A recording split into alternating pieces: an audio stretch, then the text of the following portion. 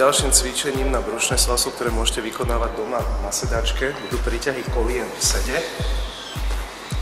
Takže navážim sa tak zhruba na zadok. Čím budem nižšie k podložke, tak tým je cvičenie náročnejšie na brušné svalstvo.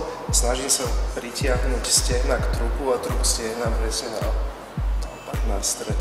Cvičenie si môžem potom trošičku stiažiť s vytočením. V obu prípade, keď budem koleno k lakťu, kde zapájame šikmé brušné svaly, ale potom to jednoduchšia varianta.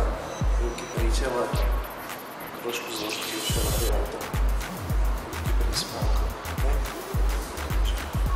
Keď idem sú možné, tak aspoň 20 opakovaní, a keď do kríža, tak minimálne 10 na každú končatinu. Ďalšie cvičenie na spevnenie celého tela je podpor, kde môžeme zase využiť nejakú sedačku alebo nejakú dlhšiu, ideálne, keď máme aspoň 2-metrový gauč doma. My sa budeme pomaličky pohybovať smerom k jednému a druhému koncu. Tú stabilizáciu pretavím do niečoho dynamického, kde sa idem.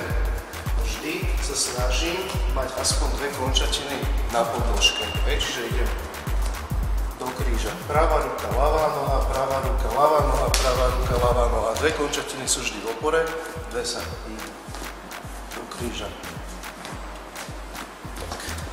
Koľko? Kebyže to mám zrátať na úseky, tak aspoň 50 metrov alebo zhruba tých 20 až 30 opakovaní, aby sa preložila každá končatina 20 až 30 krát. Ďalším cvičením, ktorým môžeme využiť zase nejaký gauč, budú výstupy. Môžeme použiť aj stoličku, to vôbec nevadí, keď je ten gauč mäkký, alebo je tá podložka trošku mäkšia, ale lepšie sa zapájajú svaly článku. Výstup na lavičku, ideálne keď zapojíme z druhú stranu švihovú nohu, koleno by malo byť čo najvyššie. Zase zapojíme ruky do toho pohybu.